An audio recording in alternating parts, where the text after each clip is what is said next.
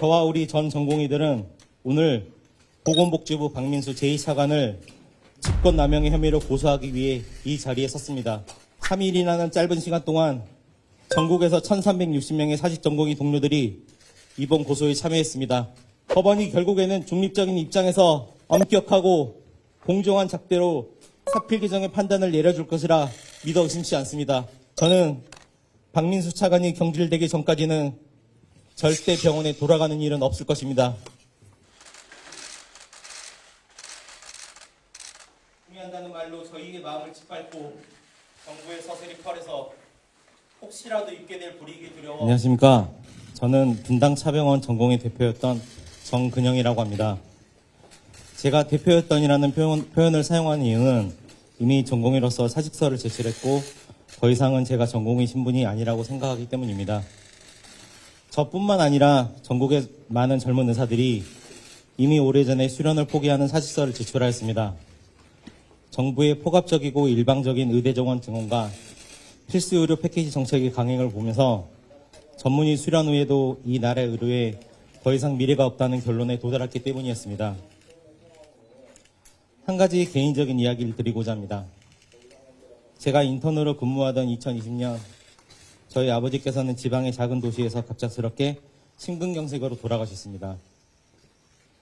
당시 저는 내과 환자들의 상처 소독을 하느라 아버지께서 돌아가시는 임종의 순간을 지켜보지도 못했습니다. 그러나 당시에도 그렇고 지금에도 드는 생각은 심장내과 의사가 부족해서 아버지께서 제대로 된 치료를 받지 못한 게 아니라 심장질환 환자들을 치료할 수 있는 병원이 부족하기 때문에 안타까운 일이 생겼다고 생각되며 과연 정부의 의대 정원 2,000명 증원이 이러한 사례들에 대한 근본적인 해결책이 될 수 있을지 의문입니다. 이러한 잘못된 정책에 반발하는 전공의들에게 정부는 각 병원의 각 수련병원장들에게 직권남용을 하여 전공의들의 사직서를 수리 금지했고 필수 의료 유지 명령과 업무 개시 명령을 내려서 젊은 의사들이 본인의 의지에 반하는 근무를 하도록 강제했습니다. 이는 전공의들의 휴식권과 사직권, 의사로서의 전공의가 아닌 일반인으로의 일할 수 있는 직업 선택의 자유, 그리고 강제 노역을 하지 않을 권리 등 헌법과 법률에 따라 보장된 정당한 권리 행사를 방해한 것입니다. 저와 우리 전 전공의들은 오늘 보건복지부 박민수 제2차관을 직권남용의 혐의로 고소하기 위해 이 자리에 섰습니다. 박민수 차관은 이번 의대 정원과 필수 의료 패키지 정책을 주도하면서 초법적이고 자의적인 명령을 남발해왔습니다. 근거가 부족하고 현장에서 불가능하다고 하는 정책을 강행하기 위해 한 사람의 국민으로서 오롯하게 존중받아야 할 젊은 의사들의 인권을 유린하는 것도 서슴지 않았습니다. 3일이라는 짧은 시간 동안 전국에서 1360명의 사직전공의 동료들이 이번 고소에 참여했습니다. 고소에 참여하고 싶은 마음은 굴뚝 같지만 정부의 서슬이 펄에서 혹시라도 입게 될 불이익이 두려워 차마 고소에 참여하지 못하겠다는 동료들도 있었습니다. 그들은 함께하지 못해 미안하다면서 마음속으로 지지하고 응원하겠다고 말했습니다. 우리 사회가 자신의 권리를 주장하기 위한 목소리 내는 것을 두려워해야만 하는 시대가 되는 것은 과연 언제부터일까요? 박민수 차관과 보건복지부는 공익을 위한다는 명분을 앞세워 젊은 의사들의 권리를 제한하는 것이 정당하다고 말했습니다. 법적인 검토도 마쳤다고 자신했습니다. 하지만 전체를 위한다는 명분으로 권리를 무시당해도 되는 그 대상을 과연 누가 어떤 기준으로 정할 수 있을까요? 이 나라의 어떤 국민도 대통령이나 정부에게 그런 권한을 부여한 적이 없습니다. 모두의 이익을 위해서라면 소수의 희생은 불가피하다는 그런 사고방식을 우리는 전체주의라고 부르며 그것이 얼마나 끔찍하고 위험한 결과를 가져오는지는 세계의 역사가 그것을 증명하고 있습니다. 저와 동료들은 자랑스러운 대한민국의 국민으로서 이 나라의 상식과 국격을 믿습니다.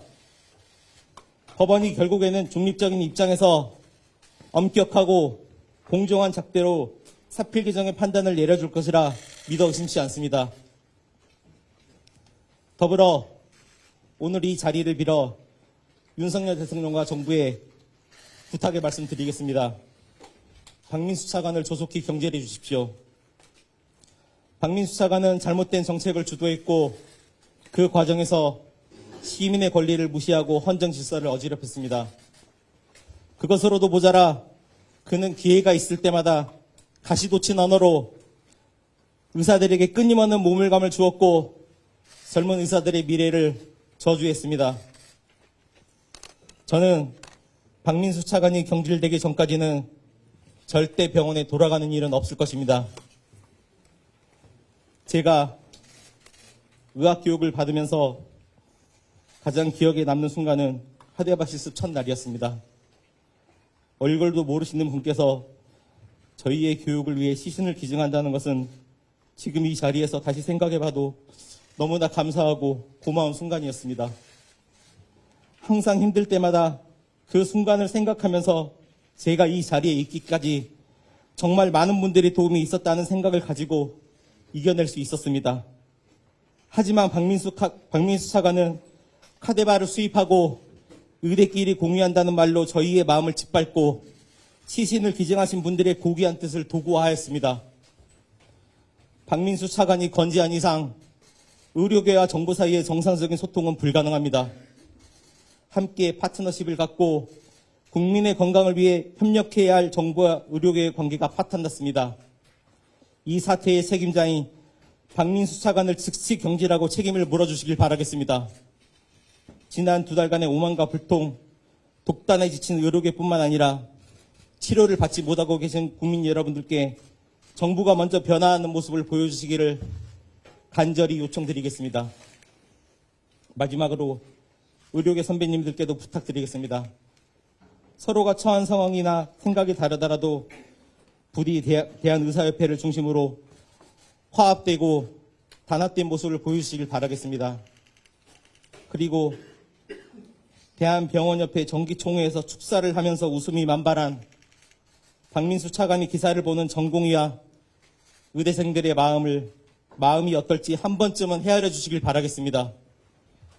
일생의 가장 중요한 시기에 수련과 학업을 포기하는 결정을 내릴 수밖에 없었던 후배들이 지금 과연 이 순간 어떤 생각, 어떤 마음일지를 부디 깊이 헤아려 주시길 바라겠습니다. 저희는 지금까지 그래왔듯이 선배님들을 굳건하게 믿고 의지하겠습니다. 추가적으로 한 가지만 더 말씀드리고 싶습니다. 이번에 더불어민주연합 비례대표에 당선된 김윤 교수님께 문의드리고 싶습니다. 왜 2017년에는 의사수가 부족하지 않다고 이야기하셨으면서 어떠한 근거로 몇 년 사이에 의사수가 부족하지 않다고 이야기하시는 겁니까? 참 의사라는 캐치프레이즈를 선거에 활용하시던데 이렇게 이야기하시는 것이 과연 참 의사의 모습에 맞다고 생각하시는 건지 문의드리고 싶습니다. 그리고 바른의료연구소에서 2019년도에 논문 표절 및 1억 5천만 원의 연구비 부정수령에 관해 문제 제기를 하였는데 이에 대한 답변은 왜 안 해주시는 건지 궁금합니다. 이제 국회의원이라는 공인이 되신 만큼 해당 문제에 대해서도 명쾌하게 설명이 필요하다고 생각됩니다. 이상으로 기자회견 마치겠습니다. 감사합니다.